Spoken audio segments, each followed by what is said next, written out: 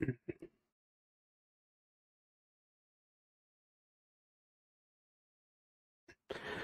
हिंद दोस्तों, नमस्कार। कैसे हैं आप सब? उम्मीद है एकदम शानदार, लाजवाब, ज़बरदस्त, बेहतरीन, जिंदाबाद और बहुत शानदार तरीके से आप सभी अपनी तैयारी में जुटे हुए, पढ़ाई में जुटे हुए। आशा करता हूं कि आप सभी अपने उस प्रण को आज भी याद रखे हुए हैं जिस प्रण को लेकर आपने तैयारी शुरू की थी। मैं समझ सकता हूं कि देखिए, कंपटीशन की तैयारी करने वाले जो बच्चे होते हैं वो कहीं ना कहीं मीडियम फैमिली से बिलोंग करेंगे, किसान परिवार के बच्चे होंगे या ऐसे होंगे जो नौकरी कर रहे हैं और उसके बाद पढ़ाई कर रहे हैं। तो कहीं ना कहीं अगर हम नौकरी में हैं या हम मीडियम फैमिली से हैं तो पढ़ने की कभी ना कभी तो एक वजह उठती है हमारे लिए, जब हम बिल्कुल सीरियसली पढ़ाई शुरू करते हैं। तो अब होता क्या है कि शुरुआत में तो वो वजह हमारे साथ रहती है, लेकिन धीरे धीरे जैसे समय बढ़ता है तो कभी कभी वो वजह धुंधली पड़ने लगती है। लेकिन जब भी आपका मन पढ़ाई में ना लगे तो हमेशा उस वजह को बस याद कर लेना जिसकी वजह से आपने पढ़ाई शुरू की थी। हर एक व्यक्ति की ज़िंदगी में वो वजह अलग हो सकती है। बहुत अच्छा होगा अगर आप जहाँ भी पढ़ाई करते हैं उसको सामने लिख लें, इससे तगड़ा मोटिवेशन कभी कोई होगा ही नहीं। चलिए, क्वेश्चन लेता हूँ मैं हमेशा की तरह अपनी क्लास में और फिर हम लोग आगे की पढ़ाई को शुरू करेंगे। तो आज का मेरा सवाल कल की क्लास से है, जिसमें हमने सीखा अवतल और उत्तल दर्पण द्वारा प्रतिबिंब का बनना, साथ ही हमने सूत्र सीखा था। तो मेरा सवाल है आपसे कि बताइए दर्पण का सूत्र कौन सा है, यानी कि इनमें से कौन सा करेक्ट मिरर फॉर्मूला है। इनमें से कौन सा करेक्ट मिरर फॉर्मूला है। तो मिरर फॉर्मूला कौन सा करेक्ट है? ए ऑप्शन आप देखेंगे 1/v माइनस 1/f बराबर 1/u। बी ऑप्शन है 1/v प्लस 1/f बराबर 1/u। या सी ऑप्शन है 1/v प्लस 1/u बराबर -k 1/f। डी ऑप्शन है 1/v प्लस u बराबर 1/f। बताइए। तो बगैर किसी चिन्ह के, मैं ये नहीं कह रहा हूं अवतल है या उत्तल है, एक जनरल फॉर्मूला, एक सामान्य सूत्र दर्पण का कौन सा सही है, बताइए। चलो, बहुत बढ़िया। हमेशा एक वजह अपने लिए पढ़ाई की बचा के रखो। बहुत सारी वजह होती हैं, कभी किसी के घर के हालात हो सकते हैं। नौकरी में तो अक्सर ऐसा होता ही है, जब आप अपनी काबिलियत के अनुसार नौकरी नहीं पाएंगे तो मान लो आपकी काबिलियत ज़्यादा है लेकिन किसी वजह से आपने, बहुत सारी वजह हो सकती है, किसी वजह से आपने अपनी काबिलियत के अनुसार कम नौकरी पा ली। अब हो सकता है कि तुमसे ऊपर जो आदमी है वो तुमसे कम काबिल है, तो वो तुम्हें आदेश देगा। तुम्हें पता है कि ये गलत बात बता रहा है, फिर भी तुम्हें उसे मानने पे मजबूर होना पड़ेगा। उस समय जरूर सबको लगता है कि यार काश मैं थोड़ी सी मेहनत कर लेता तो आज इसकी जगह होता और सिस्टम को, यानी कि तंत्र को बहुत अच्छे से रन कर रहा होता। तो वो वजह बहुत बार उठती है। तो फिर ज़्यादातर लोग पढ़ाई के साथ ही मतलब अपनी नौकरी के साथ ही पढ़ाई शुरू करते हैं। तो ऐसी वजह को बना के रखिएगा। चलिए, तो सी बिल्कुल आप सही आंसर बता रहे हैं कि 1/v बराबर 1/u माइनस 1/f। देखिए, यहाँ पे माइनस लगा हुआ है तो ये गलत हो जाएगा। जनरलाइज फॉर्मूला होता है 1/v प्लस 1/u बराबर 1/f, लेकिन ये तो कहीं ऑप्शन में नज़र नहीं आ रहा है। अच्छा, मैंने ऑप्शन में यहाँ माइनस लगाना भूल गया। ठीक है, आपकी कोई गलती नहीं है। यहाँ माइनस होता तो करेक्ट आंसर ऑप्शन ए होता। मैं थोड़ा सा कंफ्यूज आपको करना चाह रहा था। अब देखो, मैं इस ऑप्शन को ऐसे बनाना चाह रहा था कि f इधर आ जाए और u इधर चला जाए। कोई बात नहीं, आप सभी ठीक हैं। बाकी यहाँ मैं माइनस लगाना भूल गया, वो आंसर ऑप्शन ए होना चाहिए था। चलो, आप समझ गए होंगे कि किस तरह से किसी फॉर्मूले को थोड़ा सा घुमाया भी जा सकता है। ये मैं आपको दिखाना चाह रहा था। तो अगर आपको याद हो, बड़ी सदियों पुरानी बात है, एक प्रकाश का चैप्टर चला हुआ है जिसमें हमने परावर्तन पढ़ लिया। परावर्तन में बड़ी गहराई तक जाने के बाद हमने देखा कि परावर्तन दर्पण से होता है। कल हमने अपवर्तन को बहुत अच्छे से सीखा, यानी कि रिफ्रैक्शन को हमने बहुत अच्छे से सीखा। आज हम देखेंगे कि लेंस से रिफ्रैक्शन कैसे होता है और उसमें 1 by 1 देखेंगे। तो आप देखेंगे कि लेंस से परावर्तन, यूं तो परावर्तन के बहुत सारे तरीके देखे हमने, भाई पानी में भी हो सकता है, हवा में भी हो सकता है, लेकिन हमारी ज़िंदगी में जो इस्तेमाल हो रहा है वो किसका हो रहा है? लेंस से। तो लेंस से परावर्तन, सॉरी अपवर्तन, लेंस से अपवर्तन, यानी कि रिफ्रैक्शन फ्रॉम लेंस। आइए एक बार देखते हैं कि किस प्रकार से लेंसों से अपवर्तन होता है, रिफ्रैक्शन किस प्रकार से लेंस से होता है। ठीक है, चलिए तो देखिए दो तरह के फिर से हमारे पास लेंस बनेंगे। लेंस भी हमारे पास दो ही तरीके से बनेंगे, एक अवतल बनेगा और एक उत्तल बनेगा। पिटारा होगा, एक बार उसे निकालो। अवतल और उत्तल लेंस एक बार निकाल लेते हैं उसमें से, कोई बात नहीं, दिखा दो।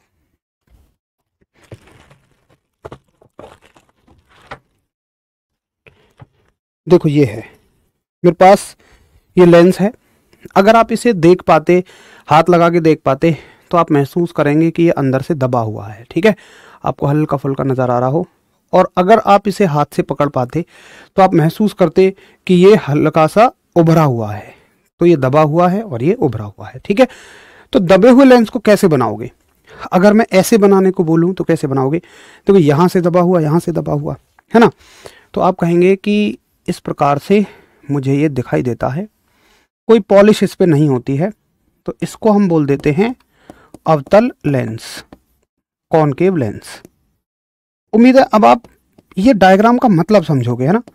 पहले रटते थे कि ये कॉनकेव लेंस होता है, समझ नहीं आता होगा शायद। अभी उम्मीद है कि आप मतलब रिलेट कर दोगे, अच्छा ये लेंस ऐसे रखा हुआ है। और दूसरा जो बीच में से उभरा हुआ है, ये कौन सा हो जाएगा?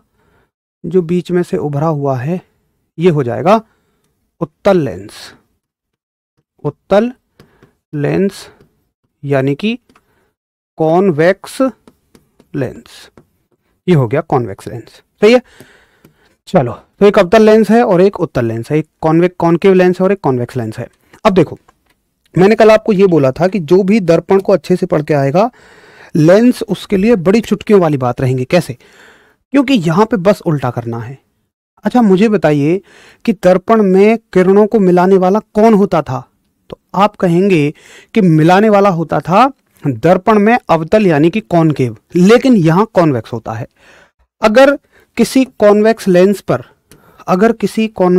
पर रेज आके पड़ेंगी, इस प्रकार से रेज आके पड़ेंगी, तो देखो इसमें से तो पार निकल जाएंगी, तो ये इनको किसी एक पॉइंट पर मिला देगा। ठीक है, और वहीं अवतल लेंस में जब रेज आके पड़ेंगी ऐसे, तो क्या होंगी? ये रेज को पार तो निकालेगा लेकिन उन्हें बिखेर देगा। तो यहां पे जस्ट उल्टा याद रखना है आपको दर्पण का। अवतल लेंस को ही हम अपसारी लेंस कहते हैं, अपसारी लेंस कहते हैं, यानी कि कॉनकेव लेंस को ही हम डाइवर्जिंग लेंस कहते हैं। ठीक है, अच्छा अब देखो उत्तल लेंस को ही हम क्या कहते हैं? अभिसारी लेंस। ये भी सीधा सीधा सवाल पूछा जाता है। अभिसारी लेंस यानी कि कन्वर्जिंग लेंस, इसी को हम कन्वर्जिंग लेंस कहते हैं। ठीक है, तो एक सवाल ये भी आएगा। अब यहां से हल्का हल्का सा उल्टा होना शुरू हो जाएगा। बांध के पानी से विद्युत बनने में गतिज ऊर्जा विद्युत ऊर्जा में परिवर्तित होती है। देखो वेदांत ऐसे चलता है, पहले तुमने बांध का पानी इकट्ठा किया तो तुमने स्थितिज ऊर्जा इकट्ठी कर ली, फिर तुमने पानी को गिराया टरबाइन पे, तो जैसे ही पानी गिरा, गिरने में गतिज ऊर्जा आई और इस गतिज ऊर्जा के कारण हमें विद्युत ऊर्जा मिली। अच्छा, गतिज ऊर्जा से शाफ्ट घूमी, शाफ्ट का मतलब है वो पहिया जिस पर पानी गिरेगा, तो उसने यांत्रिक ऊर्जा बनाई, मैकेनिकल एनर्जी, और फिर उसने विद्युत ऊर्जा बनाई, तो 4 बार में एनर्जी कन्वर्ट हुई। ठीक है, चलो तो जरा एक बात बताइए कि हाँ मुझे समझ में आ गया कि कौन अभिसारी लेंस है और कौन अपसारी लेंस है। अब देखो भैया, लेंस में भाई दोनों साइड काम ले सकते हैं हम। क्या मैं सही कह रहा हूं? भाई दर्पण में तो एक साइड से काम लेते हैं हम, लेकिन लेंस में दोनों साइड काम ले सकते हैं, यानी कि इधर भी ले लेंगे आप, उधर भी। तो यहां पे 2 फोकस बनते हैं। अब तुम्हें समझाने के लिए मैं क्या बोल रहा हूं, देखो जैसे वहां पे फोकस और सी होता था, दर्पण में फोकस और सी होता था, यहां पे आप ऐसे याद रखो कि F1 और ये है 2F1, मतलब ये फोकस है और ये इसका डबल है। ये 2 चीज याद रखिए। ये है F1 और ये है 2F1। बस इतनी सी बात याद रखिए कि यहाँ पे वहाँ पे सेंटर ऑफ कर्वेचर होती थी, यहाँ सेंटर ऑफ कर्वेचर इधर आ ही नहीं पाएगी क्योंकि ये तो इधर घूम जाएगा, तो यहाँ पे C की जगह 2F1 ले लेता है। ठीक है। अच्छा, चूंकि इसमें तो हम इधर भी काम ले सकते हैं, तो यहां इधर साइड का जो फोकस होगा उसे F2 कहेंगे और इसका जो डबल होगा उसे हम 2F2 कहेंगे। तो ये F1 2F1, ये F2 और ये 2F2। ठीक है। तो जरा बताइए कि हाँ इतनी बात मैं याद कर लूंगा। अगर याद कर लेंगे तो फिर मैं मेन मुद्दे पे चलूं जिसमें हम सीखेंगे कि किस प्रकार से लेंस में अलग अलग स्थितियों में इमेज बनती है। जल्दी से एक बार बताएंगे मुझे। जैसे हमने दर्पण में पढ़ा वैसे ही लेंस में पढ़ेंगे। भाई कैलाश साहू, आप बायोलॉजी पढ़ा देना। यार मैं बिल्कुल सच्चाई बता रहा हूँ, मैंने बायोलॉजी ना कभी पढ़ी ना पढ़ाई। मतलब मेरी एजुकेशन बायोलॉजी की है ही नहीं, मेरी एजुकेशन फिजिक्स एंड केमिस्ट्री की है। चलो, प्रैक्टिस सेट में आज फिजिक्स के क्वेश्चन ठीक अच्छे हुए। कहाँ से लगाया प्रैक्टिस सेट भाई संजीव, एक बार बताएंगे? चलिए वेरी गुड, तो यहाँ तक नोट हो गया, कोई दिक्कत नहीं है। अब फिर से वैसे ही चलेंगे हम, और सबसे पहले देखेंगे हम उत्तल लेंस द्वारा प्रतिबिंब का बनना। उत्तल लेंस द्वारा प्रतिबिंब का बनना। उत्तल लेंस द्वारा प्रतिबिंब का बनना यानी कि image formation. Image formation through image formation through convex lens. अब देखो, आपको एक बात ध्यान में रखनी है। मुझे बताओ कि वहां पे ज्यादा केस किसके बने थे? अवतल लेंस के ज्यादा केस बने थे। अवतल लेंस के ज्यादा केस बने थे, लेकिन उत्तल लेंस के बहुत कम केस बने थे। यहां पे अच्छा ऐसा क्यों था? क्योंकि वहां पे अवतल लेंस कन्वर्जिंग था, अभिसारी था। अभिसारी के हमेशा ज्यादा केस बनते हैं, उसके पास ज्यादा गुण होते हैं। यहां पे उत्तल लेंस के ज्यादा केस बनेंगे। आप रिलेट कर पा रहे होगे। और देखो कुछ भी नहीं है, सब कुछ सेम रहेगा। अगर तुम्हें दर्पण आता है तो लेंस आपके लिए कुछ भी नहीं है। ये है मेरे पास लेंस, फिर से मैं इसकी 6 स्थितियां बनाऊंगा। ये मान लो कुछ पॉइंट्स हैं इसमें। एक है F1 ये पॉइंट, और एक है ट्वाइस ऑफ F1, एक है F2 और एक पॉइंट है ट्वाइस ऑफ F2। ठीक है। अच्छा, अब इसके 6 केस बना लो। एक केस तो ये हो गया, दूसरा केस यहां हो जाएगा, तीसरा केस यहां हो जाएगा, चौथा केस यहां हो जाएगा, पांचवा केस यहां हो जाएगा। थोड़ा सा ऊपर कर लें इसको, और 6 केस को भी यहीं कवर करेंगे हम। इसका 6th केस इधर रख लेते हैं ना, यहां पे हो जाएगा। ये कोई बात नहीं है, समझ जाएंगे, हल्का सा कम दिखेगा। अब वस्तु को कहाँ रखेंगे? फिर से वस्तु को ऐसे ही रखेंगे। एक बार F1 से आगे रखेंगे, एक बार F1 पे रखेंगे, एक बार F1 F2 के बीच में रखेंगे, एक बार 2F1 पे रखेंगे, एक बार 2F1 से पीछे रखेंगे, है ना, और एक बार 2F1 से कहीं बहुत पीछे रखेंगे, यानी कि बहुत दूर, कहीं इनफाइनाइट पे। अब आपसे फिर से वही पूछेगा कि बोलो इमेज कैसी बन रही है भाई, वर्चुअल बनी, रियल बनी, यही सब पूछेगा। तो देखो बिल्कुल सब कुछ सेम चलने वाला है। इसको इधर लाता हूं मैं थोड़ा सा, अब ठीक है। बिल्कुल सब कुछ सेम चलेगा। आपसे पूछेंगे कि कहाँ इमेज रियल होगी, कहाँ इमेज वर्चुअल होगी। 1 2 ये हो गए 4। ठीक है। कहाँ इमेज रियल बनेगी और कहाँ इमेज वर्चुअल बनेगी, ये सब आपसे पूछा जाएगा। तो 1 सेकंड का मुझे समय दो, बस इसको हम बाइफरकेट कर लेते हैं। अब बताओ, मुझे बताओ, दर्पण में पहला केस जो होता था उसमें इमेज हमेशा कैसी बनती थी? आभासी। ठीक है। 1 2 3 4। तो यहां भी इमेज कैसी बनेगी? हमेशा आभासी बनेगी, यानी कि वर्चुअल बनेगी। और वर्चुअल इमेज हमेशा कैसी होती है? सीधी होती है, यानी कि इरेक्ट होती है। ठीक है। तो यहां भी कैसी बनेगी इमेज? बाकी सारे केसेस में इमेज कैसी बनती थी? वास्तविक, यानी कि रियल। और रियल इमेज हमेशा उल्टी होती है, यानी कि इन्वर्टेड होती है, और बाकी सारे केस इसी को फॉलो करेंगे, बड़ा आसान है। उसके बाद अगर हम पोजीशन देखें तो पहले केस की तो कोई पोजीशन नहीं होती है, इसमें कभी पूछेगा भी नहीं, क्योंकि ये यहां कोई इमेज बनती नहीं है, ये मान लो, ठीक है, यहां कोई इमेज बनती ही नहीं है। अच्छा, आगे देखिए, अब देखिए, अगर वस्तु फोकस पे रखी है तो इमेज कहां बनेगी? इन्फिनिटी पे। और अगर वस्तु इन्फिनिटी पे रखी है तो इमेज कहां बनेगी? फोकस पे। और दरअसल इसका फोकस, मेन फोकस तो यही है F1, तो इमेज कहां बनेगी? F1 पे। और जैसे हम वहां C को पकड़ते थे, यहां आप 2F1 को पकड़ लो, ठीक है, यहां पे आप पकड़ लो 2F1 को। और याद रखना, बस इसमें एक बात याद रखनी है कि अगर ऑब्जेक्ट 2F1 के सामने रखा है तो यहां इमेज 2F2 के बाद बनेगी, ठीक है। अगर ऑब्जेक्ट यहां F1 के आगे रखा है तो इमेज 2F2 के बाद बनेगी। तो आप कहेंगे कि बियॉन्ड 2F2, ठीक है, 2F2 के बाद। जब वस्तु 2F1 पे है तो इमेज बिल्कुल 2F2 पे बनेगी। आप कहेंगे एट 2F2, यानी कि 2F2 पर। जो वहां C काम कर रहा था ये 2F2 करेगा। और जब ऑब्जेक्ट 2F1 के बाद है तो इमेज भी आपकी 2F1 के पीछे ही बनेगी, मतलब इसके पीछे बनेगी। देखो, जब यहां दूसरे नंबर के से आगे है तो इमेज भी दूसरे नंबर के से आगे बनेगी, दूसरे नंबर पे है तो दूसरे नंबर से पीछे है तो इमेज भी दूसरे नंबर से पीछे ही बनेगी, जो कि कहां कहोगे आप? कि बिटवीन F1, बिटवीन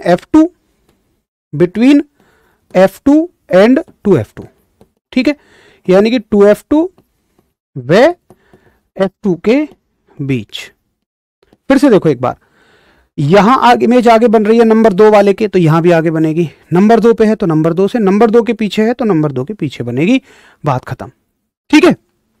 अच्छा, अवतल लेंस को अभिसारी लेंस बताए थे भाई, कहां बताए थे मैंने? बताओ, अवतल लेंस को अभिसारी लेंस कहां बताए थे मैंने किसके केस करवा रहा हूं?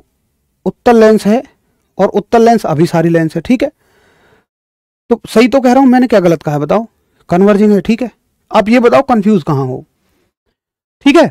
अच्छा, यहां उत्तल के ज्यादा बनेंगे, ठीक बात है। अब अगर तुमसे पूछे साइज, तो देखो जैसे वहां C था, C से पहले के हर एक केस में इमेज बड़ी बनती है, तो यहां ले लो 2F को, 2F के पहले हर एक केस में इमेज कैसी बनेगी?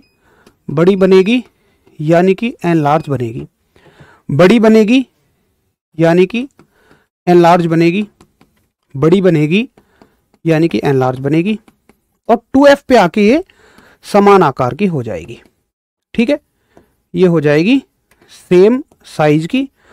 और जब ये इमेज 2F के बाद होगी तो फिर ये छोटी होनी शुरू हो जाएगी, यानी कि डिमिनिश्ड हो जाएगी, छोटी होनी शुरू हो जाएगी, यानी कि डिमिनिश्ड। लेकिन दो केस ऐसे होते हैं जहां पे एक बार बहुत बड़ी बनेगी और एक बार बहुत छोटी बनेगी। तो कहां होगा? जब वस्तु फोकस पे है, इमेज इंफिनिटी पे है, इंफिनिटी की चीजें बहुत बड़ी, तो यहां पे आप एक शब्द ऐड करोगे, बहुत बड़ी, यानी कि हाईली एनलार्ज्ड। और जब बहुत छोटी बनेगी तो आप कहोगे कि हाईली डिमिनिश्ड, आप कहोगे हाईली डिमिनिश्ड, बहुत छोटी। तो जरा एक बार बताएं कि हाँ भैया, आपने जो भी कहा मुझे वो सारी बातें बहुत अच्छे से समझ आ गई, बस मुझे हल्का सा चेंज करना है और मेरा काम दर्पण से चल जाएगा। तो सभी एक बार कृपया करके मुझे बताएं कि हाँ, मुझे आपकी बातें समझ में आ गई। एक बार सभी थम्स अप करेंगे।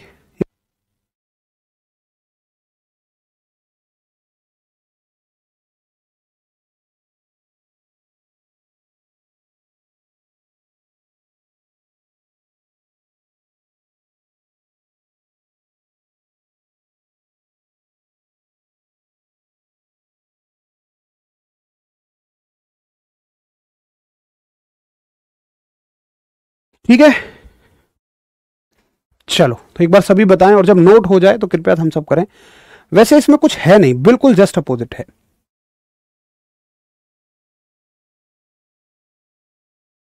चलो, बहुत अच्छे से समझ में आ गया। चलिए वेदांत, बहुत बढ़िया। तो आ ही जाना चाहिए। अगर आपको मिरर क्लियर है तो ये बहुत अच्छे से समझ आ जाएगा। अगर नहीं है मिरर मिरर क्लियर तो एक बार कृपया उसको पढ़ लो, ये अपने आप समझ आ जाएगा। फिर यहाँ पे एनर्जी वेस्ट करने का कोई लाभ नहीं अगर मिरर क्लियर नहीं है तो। चलो बहुत बढ़िया, तो लगभग ये बात सबको समझ में आ गई। अब देखो टक से आंसर कर दोगे तुम। अभी मैं क्वेश्चन बताऊंगा, बिल्कुल टक से कर दोगे इनके आंसर, है ना। सुनो, अब ऐसे ही एक बार अवतल दर्पण का देख लेते हैं। तो समझ गए अवतल लेंस का, अवतल लेंस द्वारा प्रतिबिंब का बनना, अवतल लेंस द्वारा प्रतिबिंब का बनना, यानी कि image formation, image formation through, image formation through concave lens. आइए देखते हैं एक बार कि कैसे इमेज फॉर्मेशन होता है कॉनकेव लेंस से। देखिए आप देखो तो फिर से 6 केस बनेंगे। ये है पहला केस, ठीक है, ये है दूसरा केस। अच्छा एक कॉपी कर लेंगे उसी को, है ना। ये है डैश डैश डैश, और फिर से वही बातें होंगी। एक F1 रहेगा और एक 2F1 रहेगा, इधर F2 रहेगा और इधर 2F2 रहेगा, लगभग 2 गुने डिस्टेंस पे। कॉपी करते चले जाएंगे इसी को। ये हो गया 2, और एक यहीं तीसरा केस बना लेंगे।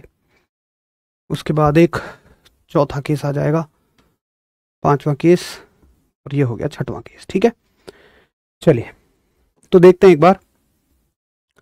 1 2 3, ये है 4th, ये है 5th और ये है 6th। अब देखो ये कैसी कैसी इमेज बनाएंगे। तो इमेज बनाएगा यहाँ पहले केस में, मतलब ये हमेशा कैसी इमेज बनाएगा, आप कहोगे जी हमेशा आभासी इमेज बनाएगा, यानी कि ये हमेशा वर्चुअल इमेज बनाएगा। और आभासी इमेज हमेशा सीधी होगी, यानी कि इरेक्ट होगी, और वो वस्तु से हमेशा छोटी होगी, यानी कि डिमिनिश्ड होगी। पोजीशन इसमें कभी मैटर नहीं करती, क्योंकि इमेज बनती नहीं है, ये मान लो, मतलब मैटर नहीं करती है पोजीशन, ठीक है। तो पोजीशन ना भी करो कोई दिक्कत नहीं है। अब ये हमेशा ही कैसी बनाता रहेगा, आभासी सीधी छोटी, आभासी सीधी छोटी, आभासी सीधी छोटी, आभासी सीधी छोटी, आभासी सीधी छोटी। वस्तु जब इन्फिनिटी पे होगी, 6 केस क्या होता है, जब वस्तु इन्फिनिटी पे होगी तो इमेज फोकस पे बनेगी, और बस फर्क कर दोगे कि फोकस की इमेज छोटी ना होके बहुत छोटी हो जाएगी, बस यहां थोड़ा सा फर्क आएगा, बहुत छोटी, यानी कि हाईली डिमिनिश्ड, हाईली डिमिनिश्ड। लो जी हो गया काम, ठीक है। तो बताओ, बहुत आसान सा हो गया कि अवतल लेंस हमेशा और हमेशा और हमेशा आभासी सीधा छोटा प्रतिबिंब बनाता है, बस एक केस में बहुत छोटा प्रतिबिंब बनाता है, खत्म बात। पोजीशन इसमें मत याद रखो, कभी नहीं पूछी जाएगी। यार कैलाश साहू, मैं बिल्कुल कोशिश कर लेता, मेरे पास थोड़ा सा भी समय होता तो वाकई मैं दिल से बता रहा हूँ बिल्कुल कि इस बैच से मुझे लगाव हो गया। पता है लगाव के कारण क्या है? पहला कारण है कि जहाँ फिजिक्स मुझे गहराई में पढ़ाने को मिलती है वहाँ अपने आप ही आनंद आता है। क्योंकि जब मैं फिजिक्स को बाकी जगह जैसे कांस्टेबल का बैच है वहाँ ऊपर ऊपर से पढ़ानी पड़ती है, तो उसमें मज़ा नहीं आता, आनंद नहीं आता, मतलब बड़ा दिल पे पत्थर रख के चीज़ों को छोड़ छोड़ के चलना पड़ता है। लेकिन यहाँ प्रॉपर गहराई के साथ चल रहे हैं, आनंद आता है। दूसरा लगाव इसलिए है क्योंकि इस बैच के ज़्यादातर बच्चे ऐसे हैं जो अपनी समय को काट काट के अपने खुद की कमाई से तैयारी कर रहे हैं। तो मेरे पास ज़रा सा भी समय होता, मैं थोड़ी सी मेहनत अपने साथ करके तुम्हें केमिस्ट्री जरूर करवा देता, बट माफ़ी चाहूँगा मैं, हल्की सी समय की कमी है बस।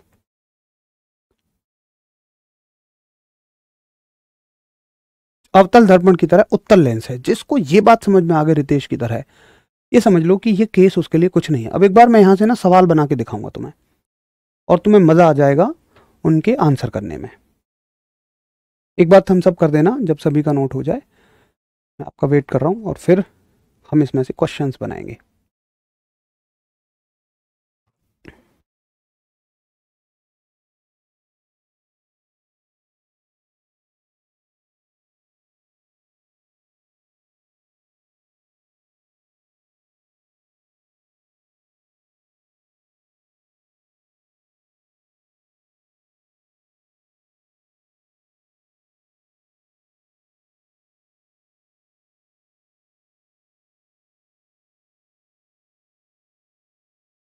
चलिए बहुत बढ़िया भाई। प्रैक्टिस सेट मैं जल्दी शुरू करूंगा, है ना। सिलेबस खत्म करने के बाद सोच रहा हूँ मैं प्रैक्टिस सेट शुरू कर दूं। चलिए, तो ये सबको समझ में आ गया। अब जैसे देखो एक क्वेश्चन आएगा और मैं ये मानता हूं कि इस क्वेश्चन को केवल वो करेगा जिसने गहराई से पढ़ा है चीजों को, जिसने समझा है। ऊपर ऊपर से सवाल रटने वाला तो कभी इस सवाल को नहीं करेगा। सवाल लो, सवाल है किसी वस्तु का मैंने शब्द ऐड किया है हमेशा, कृपया इसकी कद्र करना, हमेशा सीधा प्रतिबिंब, हमेशा सीधा प्रतिबिंब कौन नहीं बनाता है। मतलब ये सवाल ऐसा है कि आपका परावर्तन अपवर्तन सब टेस्ट कर लेगा। A option. एक बार पता है यूपी बोर्ड में 10th क्लास में पूछा गया था, मुझे बड़ा सॉलिड सवाल लगा था, एकदम मजेदार। देखिए, हमेशा सीधा प्रतिबिंब कौन नहीं बनाता है? समतल दर्पण, यानी कि प्लेन मिरर। बी ऑप्शन, उत्तल दर्पण, यानी कि कॉन्वेक्स मिरर। सी ऑप्शन, अवतल लेंस, यानी कि concave lens, concave lens. D option, उत्तल लेंस, यानी कि कॉन्वेक्स लेंस। मतलब मुझे कुछ नहीं पूछने की जरूरत। अगर मैं कभी जानना चाहूंगा कि किसी बच्चे की ऑप्टिक्स पे कमांड है या नहीं है, तो मैं बस उससे ये सवाल पूछ लूंगा। अगर वो इसका उत्तर दे देगा तो मैं मान लूंगा उसको दर्पण लेंस सब कुछ क्लियर है, समझदार तरीके से। विकास राठौर, कोई दिक्कत नहीं है। वैसे ना सिग्नेचर अपने एक ही रखो। सिग्नेचर का मतलब ही होता है आपकी पहचान, और आपकी पहचान कभी दो नहीं हो सकती है।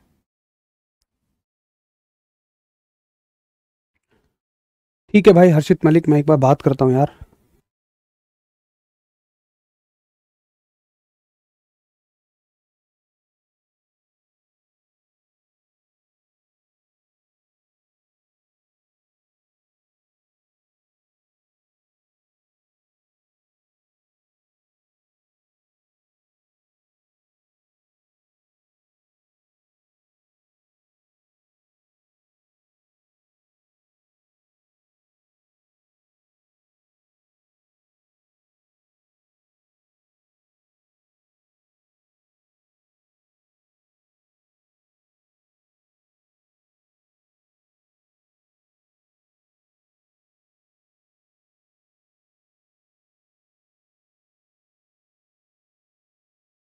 ठीक है भाई, अब देखो इसमें आंसर किसी का ए है, किसी का बी है, किसी का सी है, किसी का डी है।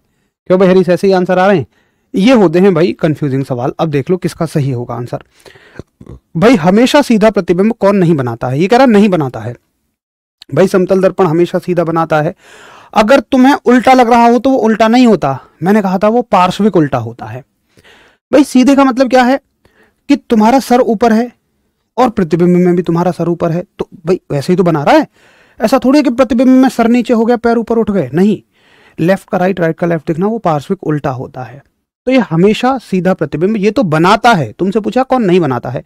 उत्तल दर्पण, अरे भाई हमेशा बनाएगा। और दर्पण का उल्टा लेंस है। उत्तल में अगर दर्पण है तो अवतल में लेंस है।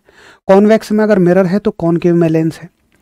और उत्तल लेंस, आहा, अभी देखो अभी बताया था भैया, उत्तल लेंस को देखो, ये सीधा भी बना रहा है और ये उल्टा भी बना रहा है। तो ये हमेशा तो नहीं बनाएगा, ये तो वस्तु की स्थिति पे निर्भर करेगा। तो ये इसका करेक्ट आंसर ऑप्शन होगा डी।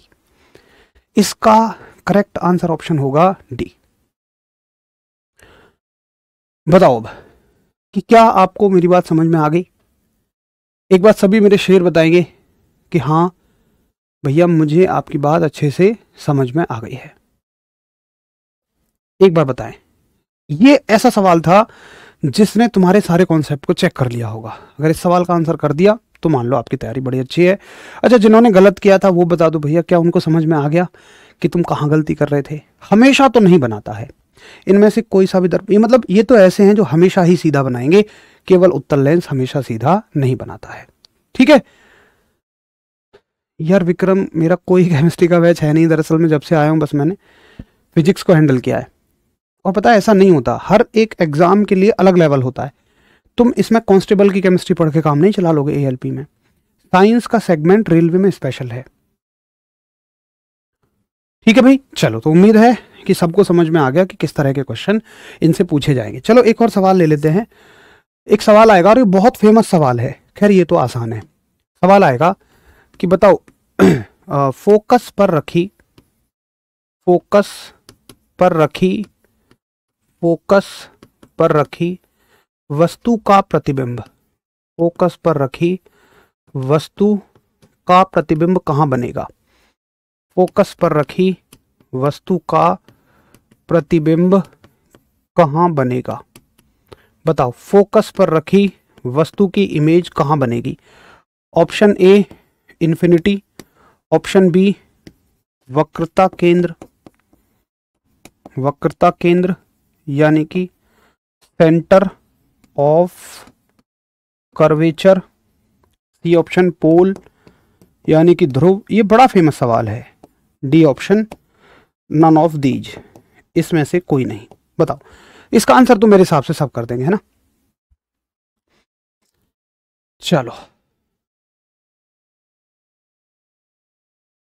वेरी गुड, जिसका रिवीजन है बिल्कुल उसका गलत नहीं होगा।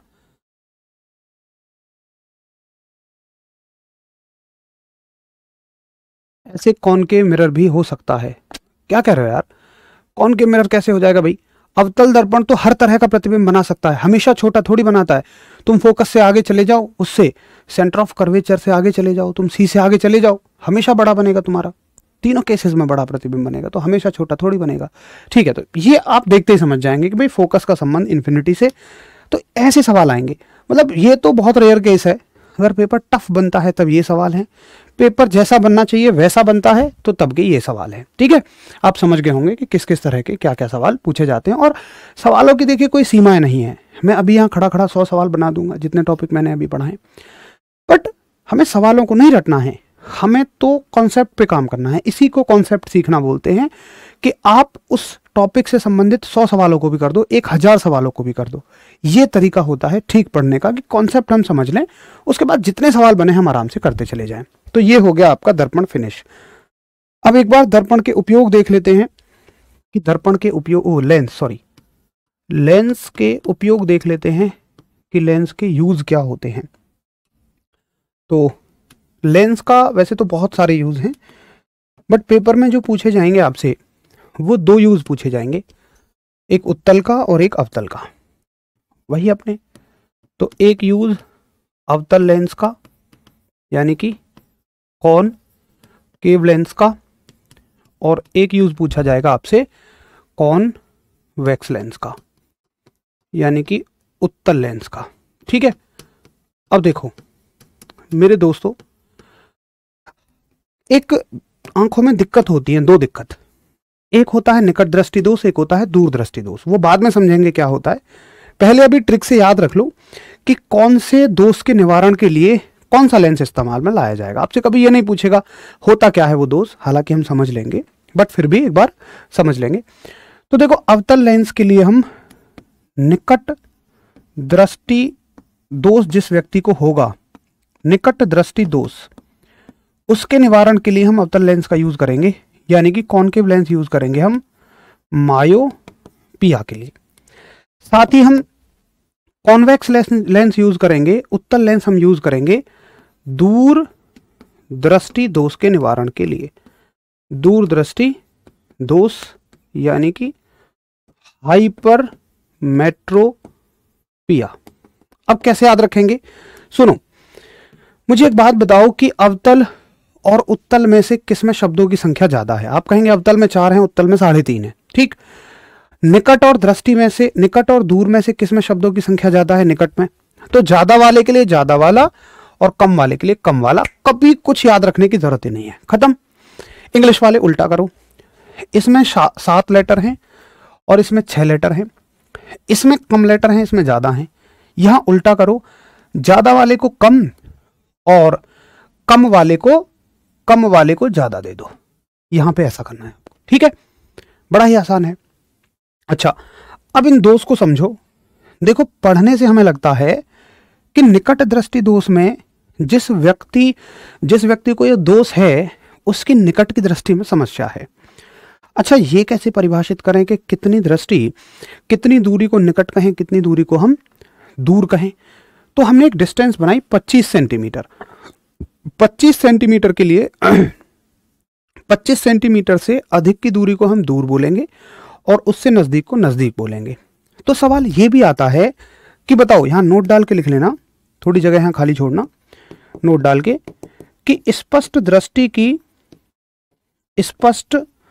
दृष्टि की न्यूनतम दूरी कितनी है।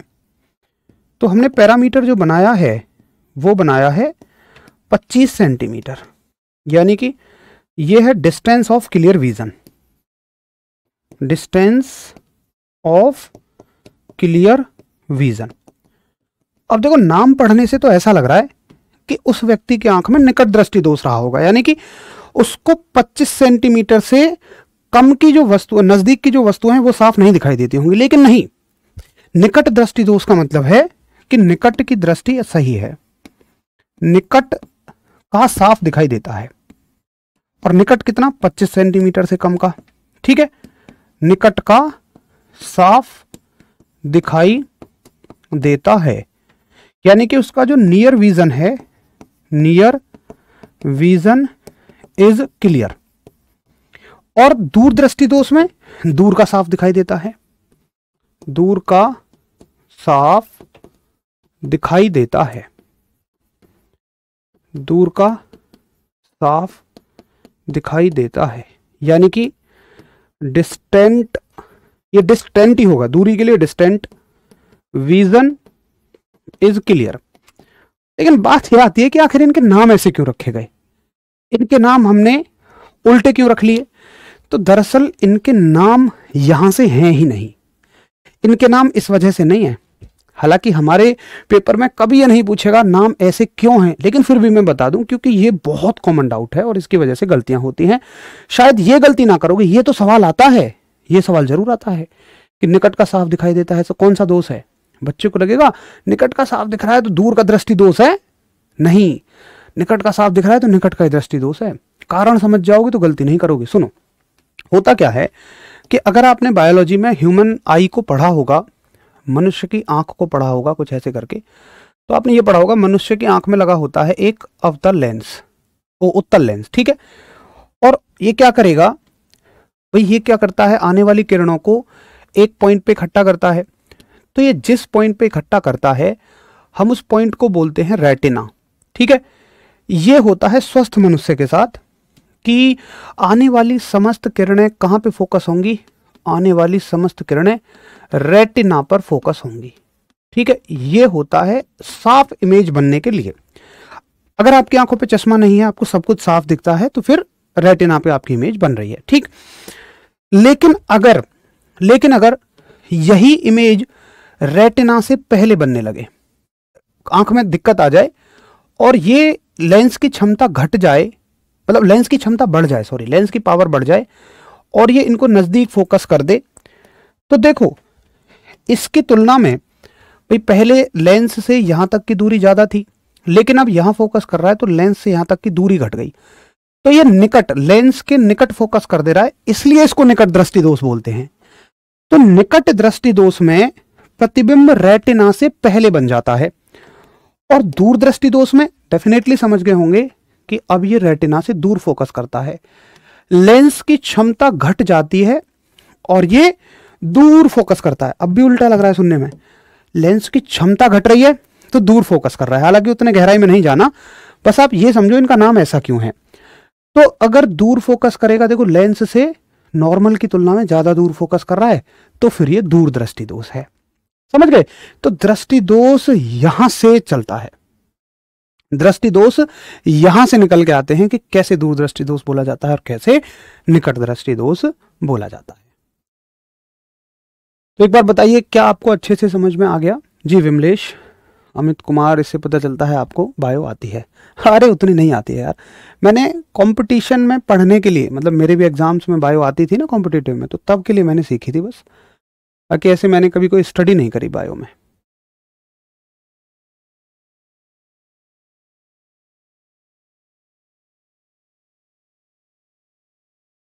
चलिए, तो उम्मीद है कि आप मेरी बात को समझ गए होंगे बहुत अच्छे से कि निकट दृष्टि दोष क्या होता है, इसका निवारण कैसे होता है, दूर दृष्टि दोष क्या होता है, इसका निवारण कैसे होता है।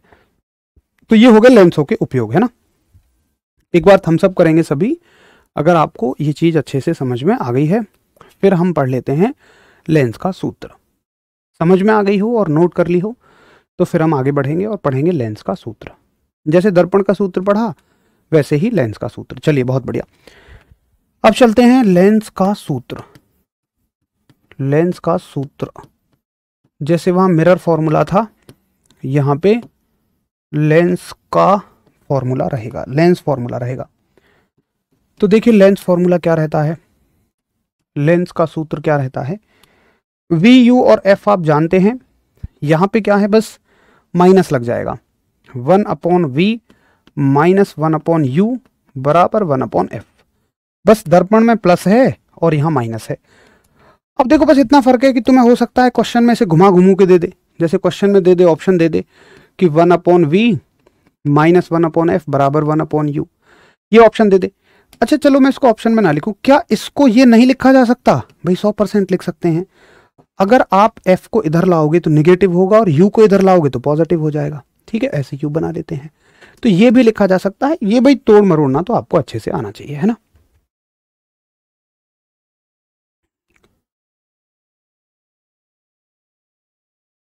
तो उम्मीद है कि आप लेंस का सूत्र भी अच्छे से समझ गए होंगे। आप कौन सी जॉब करते हैं? भाई मेरे दोस्त, मैं दिल्ली जल बोर्ड में हूँ। चलो बहुत बढ़िया, पहली बार बहुत अच्छे से समझ आया। खेतराम, अब इनको ना याद भी रखना।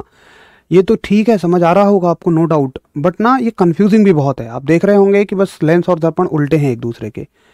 तो कृपया करके ना इनको अच्छे से भी बस याद करना, और याद हो पाएगा रिवीजन से। मैं फिर से कहूँगा कि रिवीजन आप लोग अच्छे से करो जी। मॉक टेस्ट आर्मी वाला 21 तारीख तक होगा लगातार 9 बजे, 9 बजे वो 21 तारीख तक लगातार रहेगा। चलिए, तो आज यहीं तक रहने देते हैं। अब कल हमारे पास क्या बचा है, देखो लगभग परावर्तन अपवर्तन खत्म हो चुके हैं।